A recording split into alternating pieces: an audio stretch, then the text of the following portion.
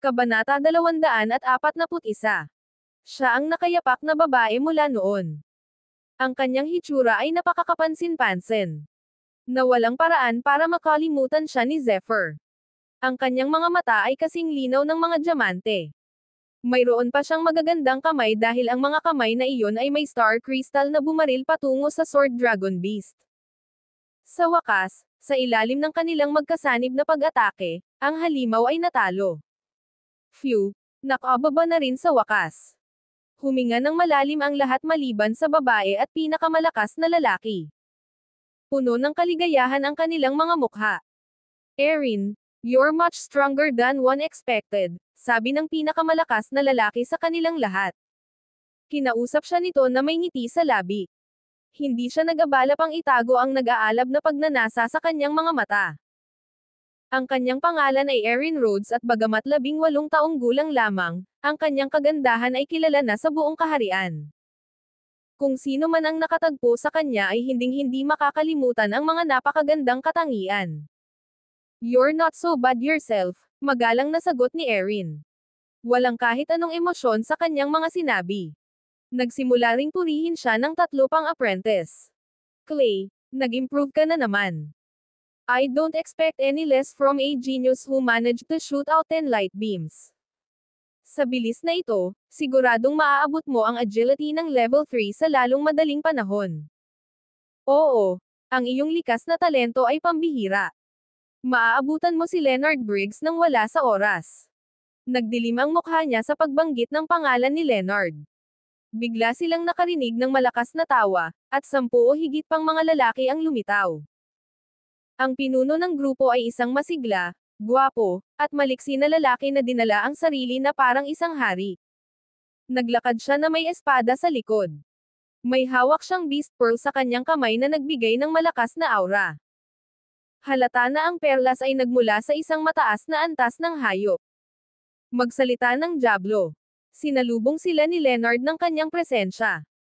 Greetings, Leonard, magalang na sabi ng 3 apprentice.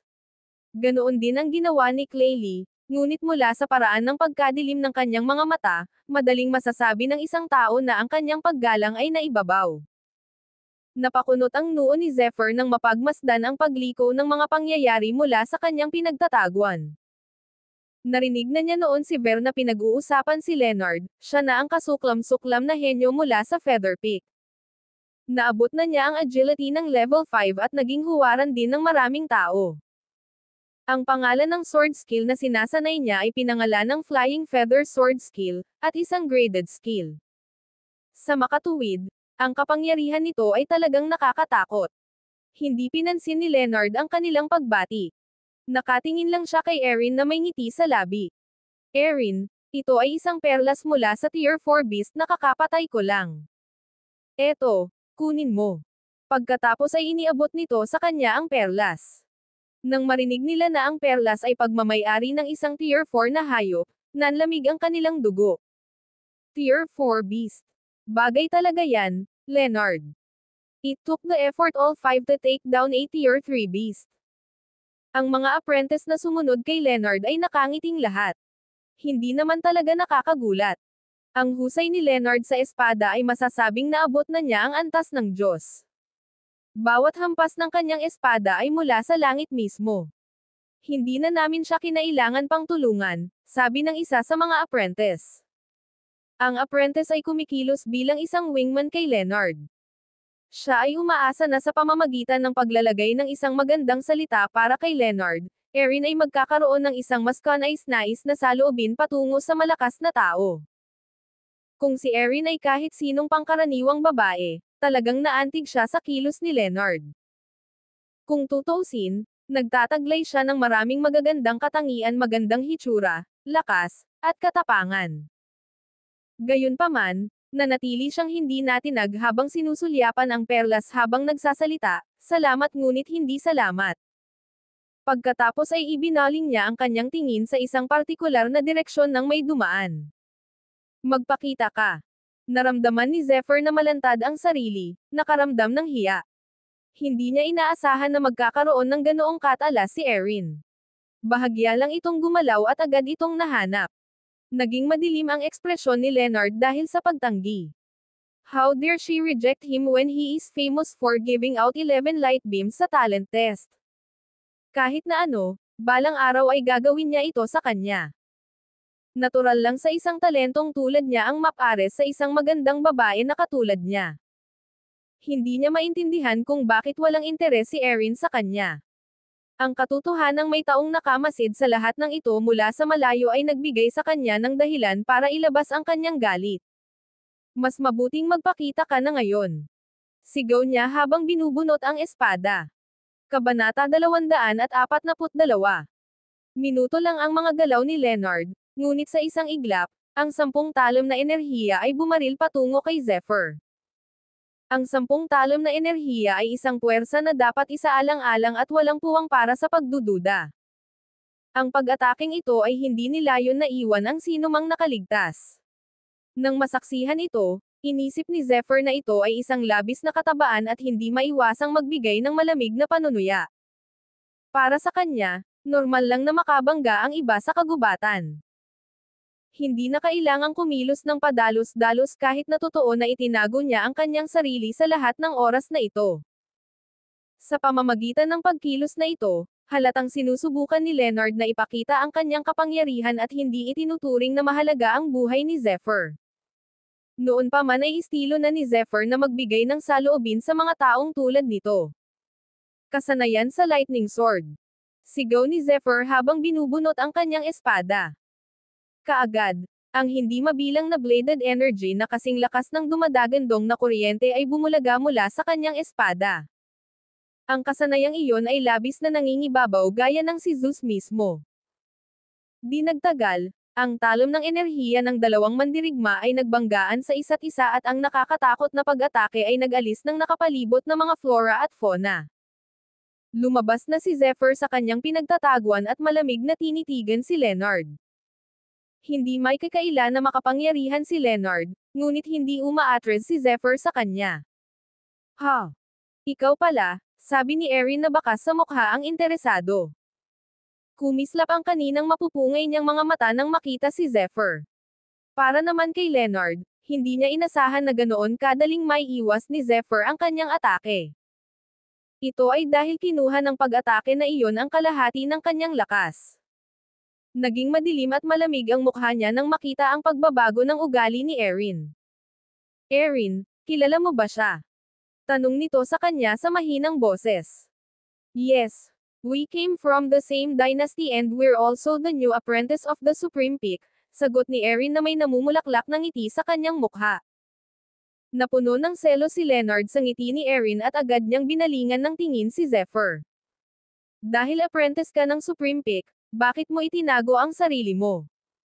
Nag-espiya ka ba sa amin? Nanlamig ang mga mata niya at binalot ng aura niya si Zephyr na para bang susuntukan siya sa kahit kaunting paglabag. Kailanman ay hindi pa nakikita ni Leonard ang ganitong uri ng ngiti sa mukha ni Erin habang nililigawan siya nito. Hindi siya makapaniwala na ang isang punk na tulad ni Zephyr ay maaaring maglabas ng ganitong uri ng ngiti mula sa kanya ng natural. Habang iniisip ito ni Leonard, lalo siyang nagseselos. May narinig akong kaguluhan dito kaya lumapit ako para tingnan, mahinahon at walang emosyong sagot ni Zephyr. Naiinis talaga siya sa paraan ng pagsasalita ni Leonard sa kanya. Kilala ko siya. Nandoon din siya para sa talent test. Siya lang ang nakapasok sa academy na may lakas ng level 9. A totally useless guy. Sabi ng isang apprentice na tumabi kay Clay. Ininsulto niya si Zephyr while a sense of superiority. Oh, so you're the guy who shoot out 2 light beams and still managed to be an initiate. Siguradong bukas palad si Lady Luck noong araw na iyon, panunuya ni Leonard. Nabalitaan na rin niya ang nangyari sa talent test. Ang paraan ng pagtingin niya kay Zephyr ngayon ay katulad ng pagtingin ng isang tao sa isang langgam. Naka-recover na siya mula sa kanyang pagkabigla matapos na may ugnay ang kakayahan ni Zephyr na ilihis ang kanyang pag-atake sa swerte. Lalong bumigat ang panunuya sa kanyang mga mata sa isiping iyon. Anong ginagawa mo dito? Curiosity na tanong ni Erin. Upang makakuha ng mga puntos sa pamamagitan ng pagkumpleto ng mga quest, matapat na sagot ni Zephyr. Hindi na kailangang magsinungaling tungkol doon. My quest is to eradicate a group of bandays. This is a team quest. Do you wanna join? Tanong ni Erin na puno ng pananabik ang mga mata. Nang makita siyang ganito, mas nabalisa si Leonard. Erin, hayaan mo akong sirain ang mga bandido. Ilan sa kanila ay nasa antas ng agility, kaya hindi ko akalain na ang isang walang kwentang antas ng lakas ay makakayanan sila. Halatang si Zephyr ang tinutukoy niya nang sabihin niya iyon. Okay. Count me in, sagot ni Zephyr habang hindi pinansin si Leonard. You punk. There's no need to act all tough. This quest is very dangerous.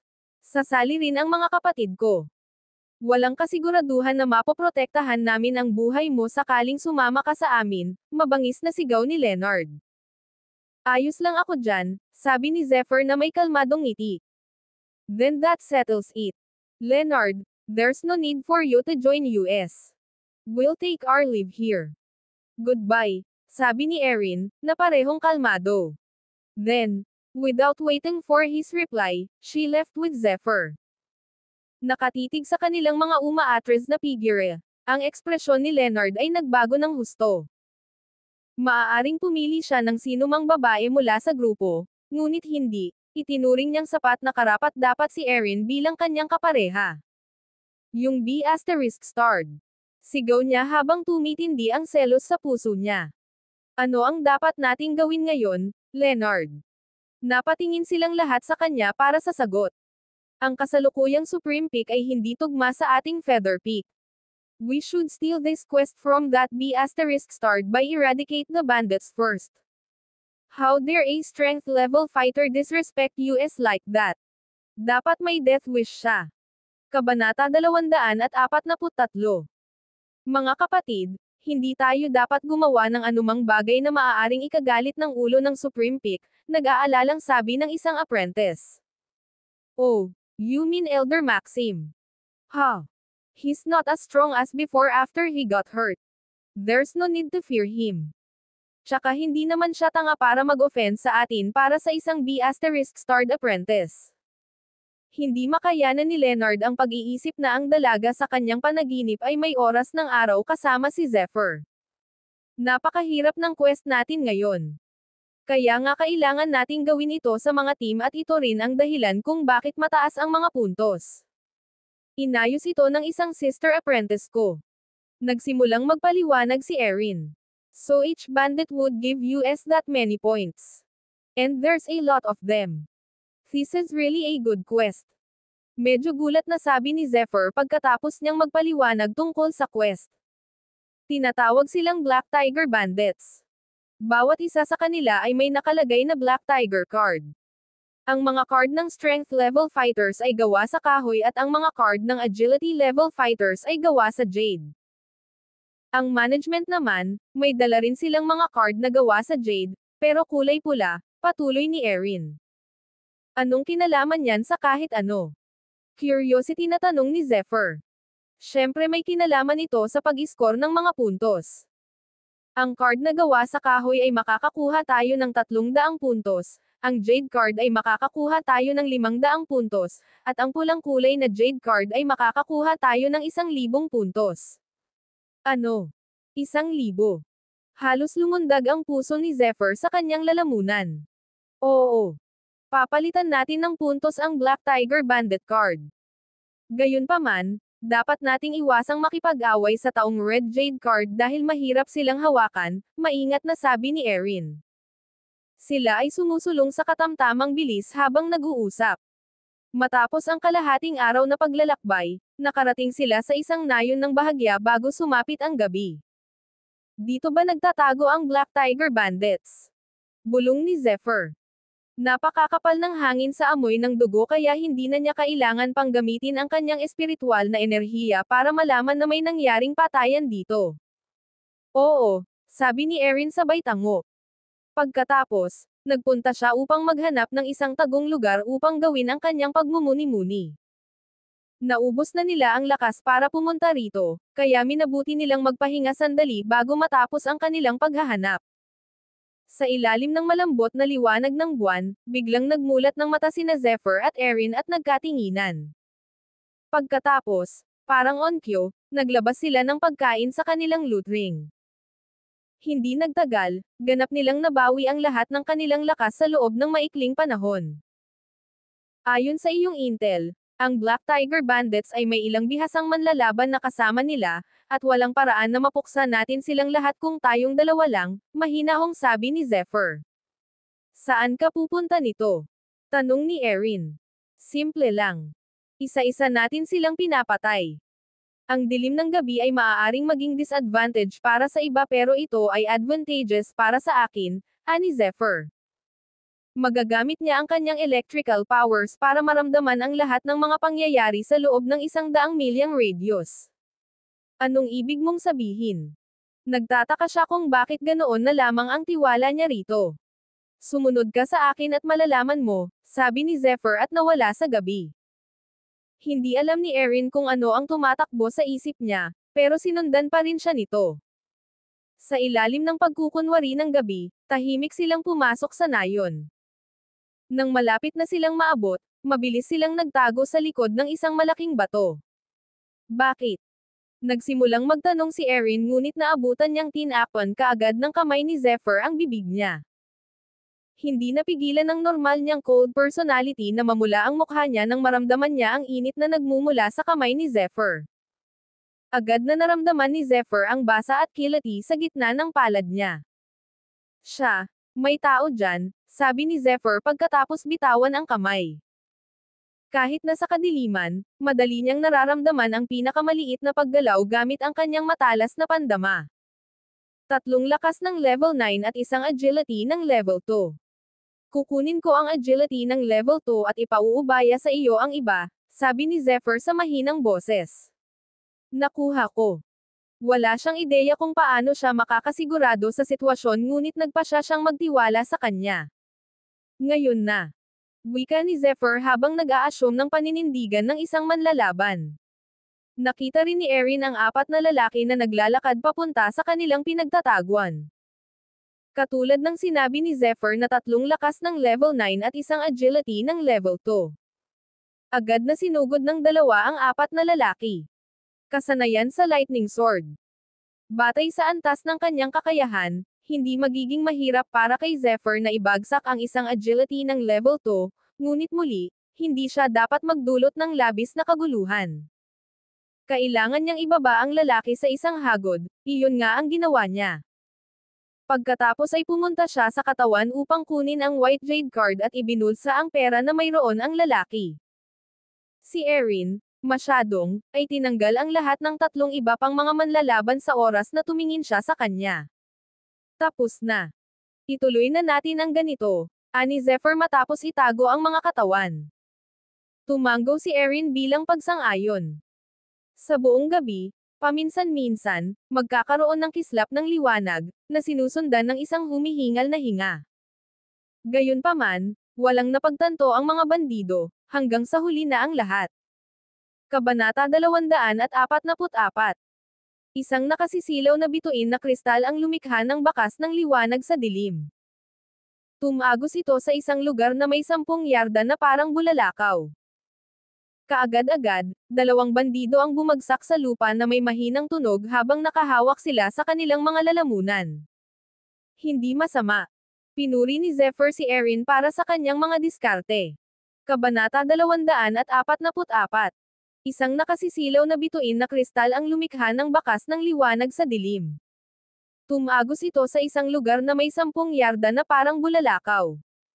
Kaagad-agad, 2 bandido ang bumagsak sa lupa na may mahinang tunog habang nakahawak sila sa kanilang mga lalamunan. Hindi masama. Pinuri ni Zephyr si Erin para sa kanyang mga diskarte. Ang mga kristal na bituin na nakapaligid sa kanya ay nasisilaw ng maliwanag. Ito ay naglabas ng isang ethereal na halo sa paligid niya.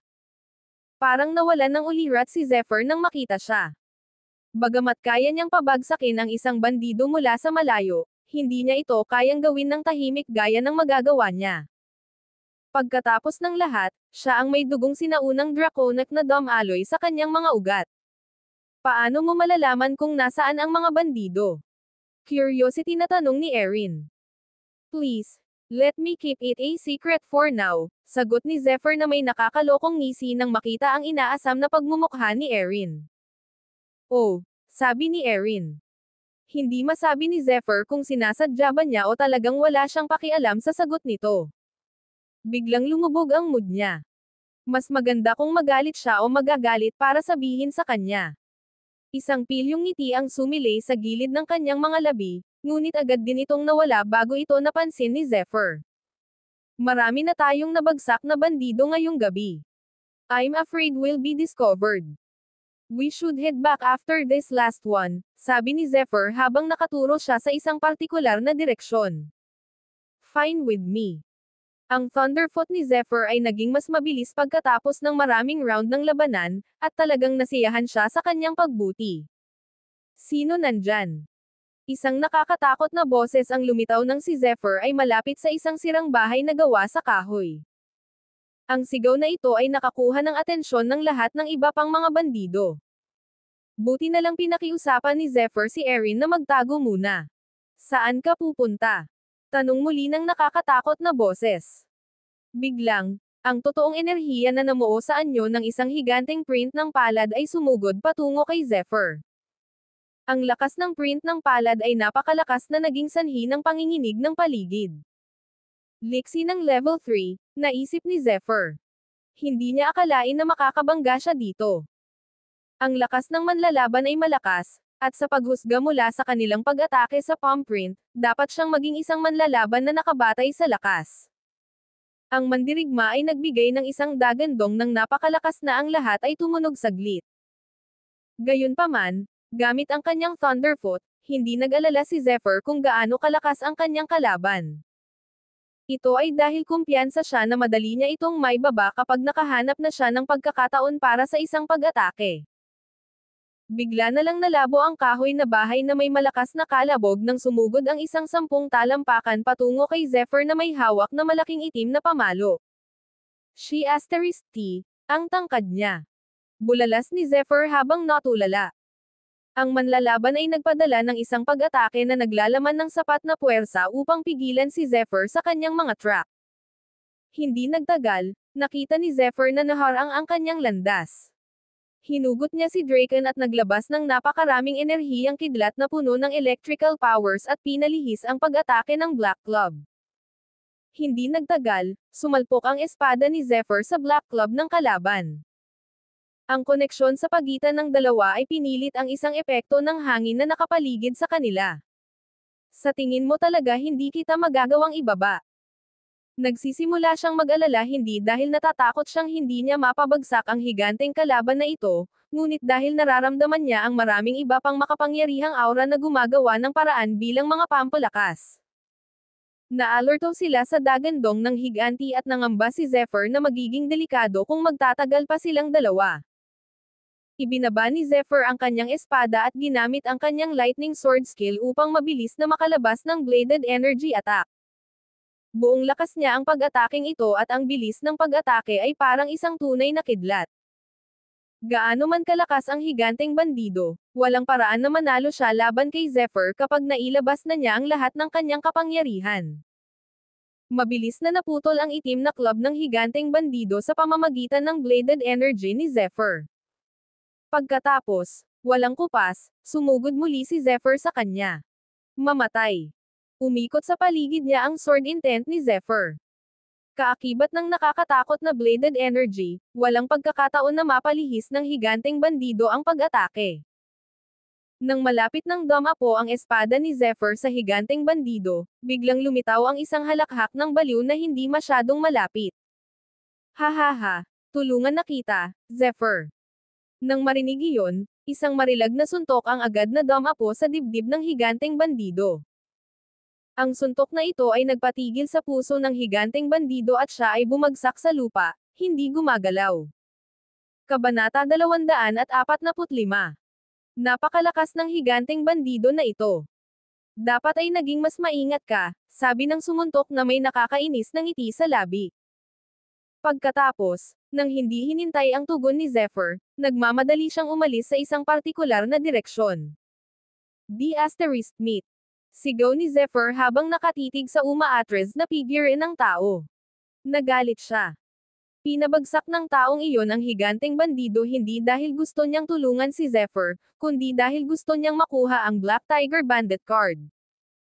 Nakilala niya ang mukha ng tao na siya ay walang iba kundi si Clay Lee, isang initiate ng Feather Peak, na kilala sa kanyang nakakaubos na suntok. Intruders alert! Doon. Umalangaw sa hangin ang hiyawan ng mga bandido. Kahit anong asar ni Zephyr, wala siyang choice kundi umatras sa ngayon. Anong nangyari? Tanong ni Erin nang makasalubong niya ito sa itinalaga nilang tagwan. Dumating ang mga taga Feather Peak at sinadya ng isa sa kanila ang isang Black Tiger Bandit card sa akin, sagot ni Zephyr. Ano? Agad na nagdilim ang mukha ni Erin sa impormasyon. Normally hindi sila mag-abala sa amin, kaya hindi ko maintindihan kung bakit nila gagawin ang ganoong bagay.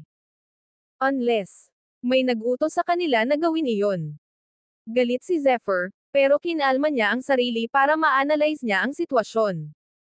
Naka-alerto na ngayon ang Black Tiger Bandits. Mahihirapan tayong mag-mount ng counter-attack. Kumunat ang noo ni Erin nang mapansin niya ang isang layer ng nakakatakot na aura sa di kalayuan. No worries though. Two can play at that game. We should rest here for a while and wait for an opportunity to strike back, mahinang sabi ni Zephyr. Gayunpaman, hindi maiwasan ni Erin na magkaroon ng pakiramdam na may binabalak siya. Bigla siyang naawa sa apprentice ng Feather Peak na nagnakaw ng gamit. Sa mga sandaling ito, hindi kalayuan sa pinagtataguan ni na Zephyr at Erin, may isang lalaki na nagtatago sa likod ng isang puno. Sa ilalim ng liwanag ng buwan, malabo ang nakikita ng isa sa 10 tao na nagtago sa kakahuyan sa likod ng lalaki. Ang pinuno ng grupo. Leonard Briggs. You did well, Clay. Your punch is as powerful as I've heard, papuri ni Leonard. Ang katotohanang bumalik si Leonard ay nangangahulugan na gumana ang kanyang plano. Thank you for your kind words, Leonard. Tiyak na nakatapak ang Zephyr na iyon sa lupa habang nagsasalita tayo. Tama ang hula ni Zephyr kung sino ang may pakana ng lahat ng ito. Ipinasa ni Clay ang White Jade card kay Leonard habang matako itong nagsasalita. Siguro nagalit siya nung inagaw ko to sa ilalim mismo ng ilong niya. Poof! 500 points, wala na, ganoon na lang sa kanya. Emph! Ang card na ito ay nagpapakita na ang kalaban ay isang agility level fighter. Plus si Zephyr ay isang strength level fighter lamang, hindi siya nakalaban sa bandido. Mamatay sana siya kung hindi ka nakialam, malamig na sabi ni Leonard. Halatang wala siyang ideya kung gaano kalakas si Zephyr. Isang kakaibang ekspresyon ang bumungad sa mukha ni Clay nang marinig iyon. Nakita na niya ng sarili niyang mga mata na ang higanteng bandido ay nasa talo bago siya pumasok sa huling segundo. Malamang sinuwerte lang ang lakas ng level 9B asterisk starred na iyon, isip ni Clay. Napailing siya at hindi na nagsalita pa. Hindi tayo dapat pumunta sa nayon ngayong naalerto na ang mga bandido sa panghihimasok, seryosong sabi ni Leonard. Ano ang susunod nating gagawin? Galit na tanong ng isang apprentice ng Feather Peak. Tinanggap din ng mga apprentice ang paghahanap at ayaw nilang palampasin ang pagkakataong ito. Huwag kang mag-alala. Hindi sila magiging alerto habang buhay. Mag-strike tayo kapag nagpapahinga na sila, mahinahong sagot ni Leonard. Pagkatapos, lumingon siya kay Clay at nagsalita, Clay, guluhin mo si Zephyr hanggat kaya mo. Ang kanyang tono ay mayabang at walang puwang para sa talakayan. Ito ay isang direktang utos. Nakuha ko. Kahit na ayaw ni Clay sa tono ni Leonard, hindi siya naglakas loob na tanggihan siya. Pagkatapos ng lahat, ang kanilang agwat sa lakas ay kasing layo ng langit at lupa mismo. Namula ang mukha niya sa isiping iyon. Napansin ni Leonard ang lahat ng ito at napangiti na lamang, pinipiling huwag magsalita ng kahit ano. Sa isang lugar sa malayo, si Zephyr at Erin ay nagsalita ng patahimik. Nandyan si Leonard, sabi ni Zephyr, itinuro ang isang partikular na lugar. Pinili niya ang bawat taguan nila gamit ang kanyang kakayahan. Ano ang dapat nating gawin ngayon? Wala pa rin siyang kaalam-alam kung paano sila na-scout ni Zephyr. Gayunpaman, sa paghusga sa kung ano ang nangyari noong lumaban sila sa mga bandido, wala siyang duda sa kanyang kakayahan. Ano ang dapat nating gawin ngayon? Wala pa rin siyang kaalam-alam kung paano sila na-scout ni Zephyr. Gayunpaman, sa paghusga sa kung ano ang nangyari noong lumaban sila sa mga bandido, wala siyang duda sa kanyang kakayahan. They have the advantage of numbers on their side. Not to mention, mas mataas ang level nila kaysa sa atin. Maliit ang chance na manalo kung makikipag head-to-head tayo sa kanila. Alam ni Zephyr na malakas si Leonard, masasabing mas malakas pa siya kay Ver. Dapat niyang malaman pagkatapos na ilihis ang kanyang pag-atake hindi pa nagtagal, kaya walang paraan na labanan siya ng direkta. Dapat nating daijin sila dahil hindi natin sila kayang labanan ng direkta. Dumobol ang lamig sa kanyang mga mata habang nakatingin sa direksyon kung saan nagtago si Leonard at ang kanyang barkada. Kabanata 246. Sa nayon, isang matipunong lalaki na may nakamamatay na aura ang nagpatrolya sa paligid na may hawak na sandata. Kahit hanggang ngayon, wala silang ideya kung sino ang nagpabagsak sa 10 sa kanilang mga tauhan. T, hindi ako nakatulog ng maayos salamat sa nangyari kagabi. Hindi na ako makapaghintay na pahirapan ang tao kapag nahawakan ko na ang salarin. Galit na sabi ng isang bandido na may marahas na tingin sa mga mata. Calm down. 2 oras na kaming naghahanap at wala pa ring palatandaan ng salarin. Malamang nasa malayo siya ngayon, mahinahong sabi ng isang matangkad na bandido. Sana hindi na siya bumalik. Remember the hot chick we captured not long ago? How about we go and vent our anger out on her? Iminungkahi ng isang tulisan na may masama at masamang mukha. Tara na. Tuwang-tuwang sigaw ng iba habang sumusugod sa isang kahoy na bahay. Maya-maya pa ay narinig na mula sa loob ang ingay ng isang babaeng umiiyak. Ang tunog ng kanyang nakakaawang pag-iyak ay lalong nagpasigla sa mga walang pusong bandido. Nang malapit na nilang marating ang bahay na gawa sa kahoy, isang kakilakilabot na puwersa ang sumabog. Sa susunod na sandali, hindi mabilang na mga sinag ng liwanag ang nagpaulan sa kanila. Mabilis at malakas ang suntok ng nanghihimasok. Ang maringal na tunay na enerhiya mula sa suntok ay sumabog sa katawan ng mga bandido sa mga bituka. Nang maalis na ang lahat ng alikabok, nakita ng mga nakaligtas na bandido si Clay, na nakatayo doon na may galit na ekspresyon sa kanyang mukha. Hindi niya pinigilan ang alinman sa kanyang mga pag-atake habang nilipol niya ang mga bandido sa kanyang makapangyarihang paglilinang. Kahit na ang bawat isa sa mga bandido ay medyo malakas, hindi pa rin sila kalaban para kay Clay. Let me help you, Clay, biglang sabi ng kalmadong boses. Pagkatapos, pinaandar ni Zephyr ang kanyang Thunderfoot, inilabas ang kanyang espada, at nagpadala ng sunod-sunod na alon ng nakakatakot na bladed energy. Agad, ang mga nakaligtas na bandido ay nabalot ng bladed energy at nahulog na parang langaw. Nagdilim ang ekspresyon ni Clay dahil nasumpungan niya ang kanyang sarili na nababalot din ng bladed energy ni Zephyr at kailangan niyang ituon ang buong atensyon sa pag-deflect ng atake ni Zephyr. Ito ay naging imposible para sa kanya na pumunta at kolektahin ang mga Black Tiger Bandit card. Nako, papunta na rito ang mas malalakas na kalaban. Takbo, Clay. Binawi ni Zephyr ang kanyang bladed energy at kinolekta ang mga white jade card sa ilalim ng galit na mga mata ni Clay. Pagkatapos, nawala siya sa kinatatayuan niya sa isang kisap mata. Yung B** starred. Nararamdaman niya ang nakakatakot na aura na dumaan sa kanila. Ang ilan sa mga aura ay mas malakas kaysa sa kanya. Ito ay malinaw na ang Black Tiger Bandits ay inalerto tungkol sa kaguluhan na bumaba dito. D** man ikaw, Zephyr. Namula ang mukha ni Clay sa galit nang maisip na ninakaw ni Zephyr ang kanyang mga baraha. Sa tingin mo saan ka pupunta, punk? Isang boses ang umaatungal na parang kulog. How dare you make trouble in our territory? Mamatay ka. Sunod-sunod na pag-atake ng palad ang marahas na bumaba mula sa langit, lahat ng ito ay nakadirekta kay Clay bilang kanilang target. Oo. Sabi ni Clay, sa gilid ng luha. Kabanata 247. Ang paparating na pag-atake ay hindi isang bagay na kayang hawakan ni Clay, ngunit gayon paman, sinubukan niya ang kanyang buong lakas habang hinihimok niya ang lakas ng kanyang mga kamao. Sa kasamaang palad, ito ay walang kabuluhan at siya ay pinalipad ng 1 milya sa lupa. Tuloy-tuloy na bumubulwak ang dugo mula sa kanyang bibig nang mapunta siya. Mabilis niyang pinilit ang sarili na bumangon at tumakas sa gabi. Lumipat si Zephyr sa lugar sa bilis na kasing bilis ng kidlat. Gamit ang napakalakas na kakayahang maramdaman ang lahat ng nangyayari sa paligid niya sa radius na 100 milya, madali siyang bumalik sa kanilang pinagtataguan ng walang anumang mga isyo. Kamusta? Tanong ni Erin, bagamat sa ngiti sa mukha ni Zephyr ay alam niyang nakaganti na ito. Not bad, ipinakita ni Zephyr sa kanya ang 4 na white jade card at 3 wooden card. Ang dami naman yan. Higit pa ito sa inaasahan ni Erin. Serves Clay right for stealing a white jade card from me. Isang mata sa mata.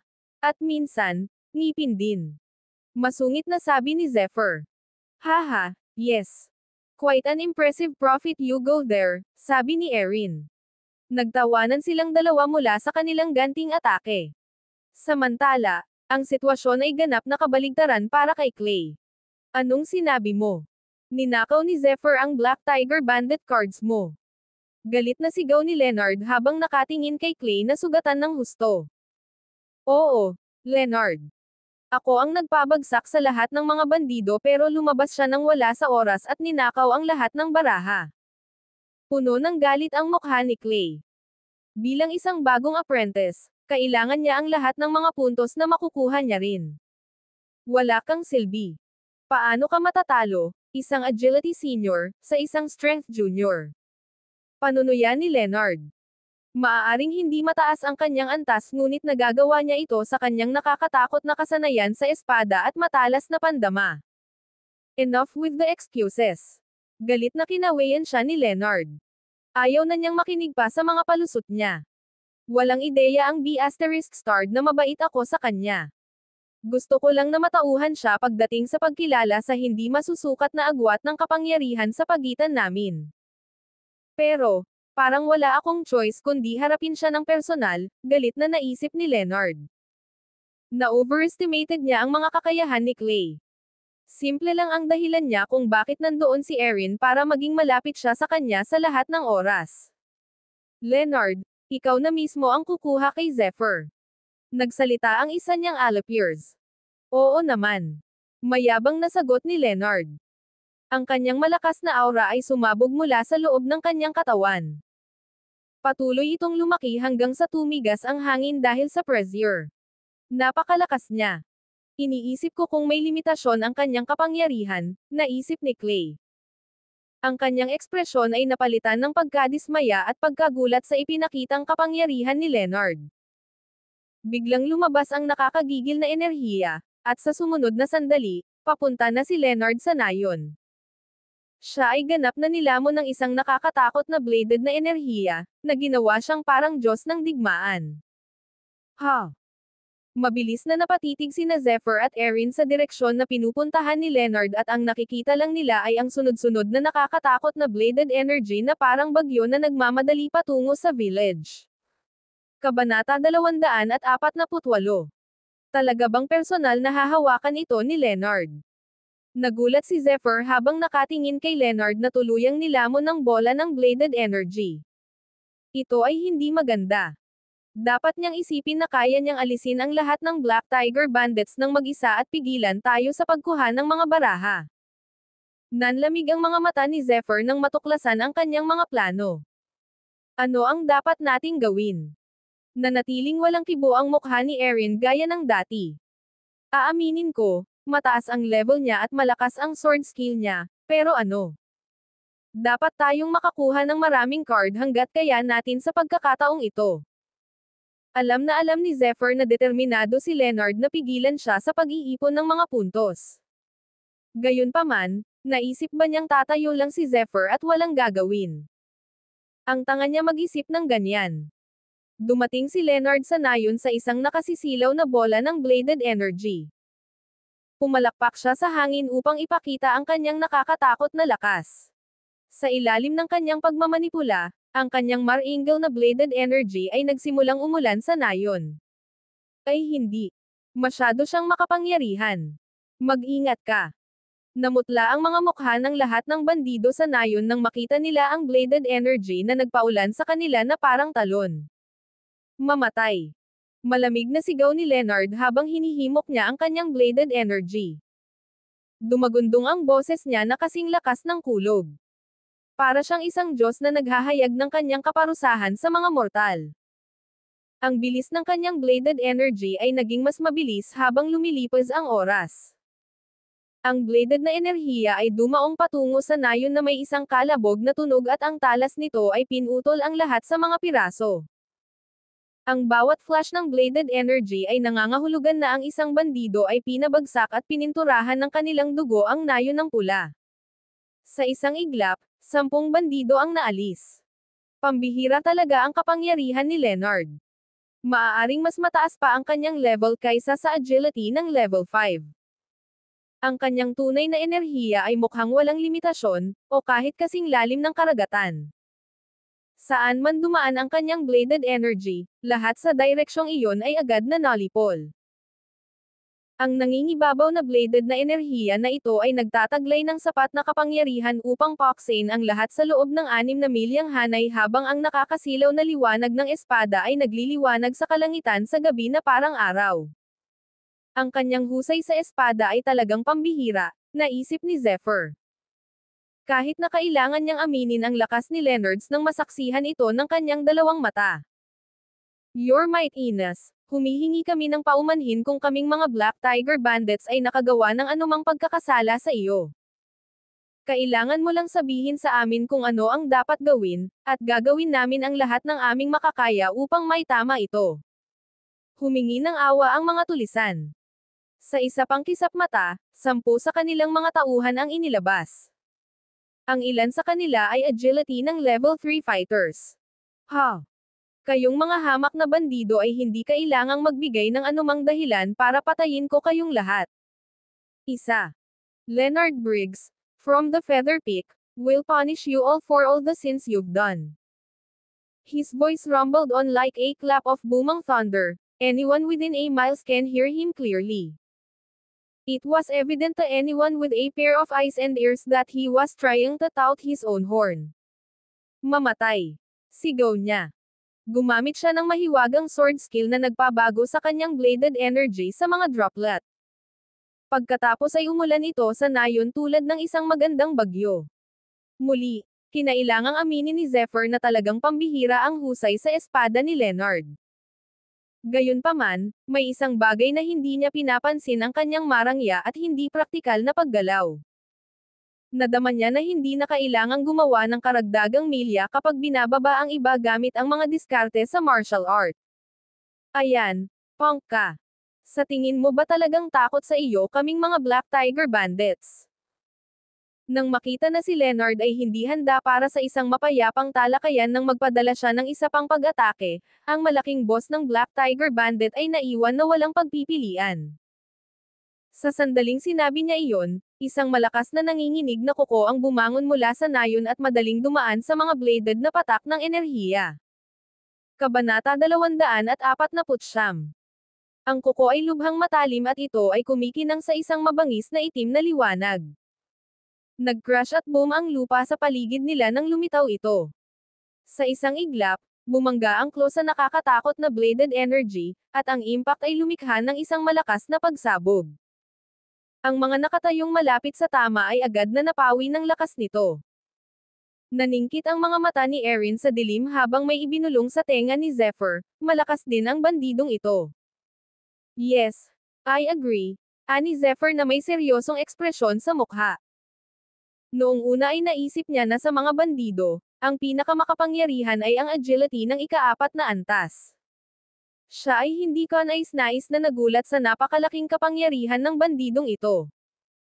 Ang bandidong ito ay dapat man lang ay isang agility ng level 5 para malabanan ang bladed energy attack ni Leonard.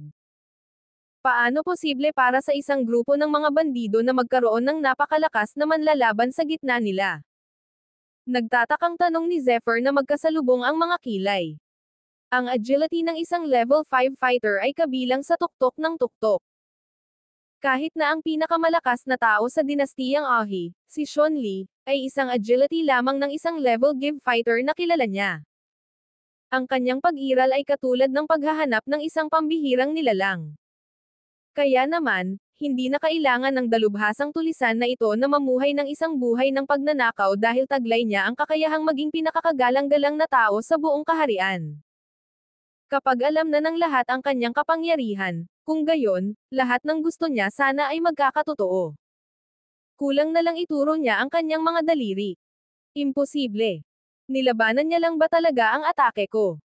Tanong ni Leonard sa sarili. Naging malungkot ang kanyang ekspresyon nang mapagtanto ang kapangyarihan ng kanyang kalaban. Nangangamba siya na ang kanyang mga pag-atake ay maaaring hindi malakas para sa kanyang kalaban. Muli ni Leonard ang kanyang espada at isang bladed na enerhiya ang muling inilabas na may sumipol na tunog sa kalangitan. Diretso nitong tinutukan ang tulisan. Sino ka? Baka iligtas ko ang buhay mo kung sasabihin mo sa akin kung sino ka talaga, kung hindi. Gayunpaman, nag-ambala siya ng malamig at mayabang na boses. Spare my life. Do you really think you can win against me? Kaagad, naramdaman ng lahat sa paligid ang isang nakakatakot na aura na dahan-daang nagtipon sa nayon. Mamatay. Sigaw ni Leonard. Ang tupi ng kanyang damit ay kumakawalag ng malakas sa hangin. Sa isang pitik ng kanyang pulso, ang bladed energy ay muling nagbago sa bladed energy na patak ng ulan. Ang pagsabog ng kapangyarihan na ito ay yumanig sa kalangitan hanggang sa pinakakalooban nito at pinatuyo ito ng makulay nitong kulay. Ang pag-atake ay napuno ng lakas ng 1,000 toneladang metal. Hindi lang iyon, maaari pa nitong maputol ang libu-libong kalaban sa isang welga. Ang pamamaraan na ito ay tinatawag na Flying Feather Sword Skill at isa sa pinakakilalang martial art technique ng Feather Peak. Ang mga puntos na kailangan upang matutunan ang kasanayang ito ay isang astronomical na numero at tanging isang tunay na henyo lamang ang makakaunawa sa kakanyahan ng pamamaraan. Napakalakas talaga ng atakeng ito. Maaari nitong ganap na mapawi ang isang agility fighter.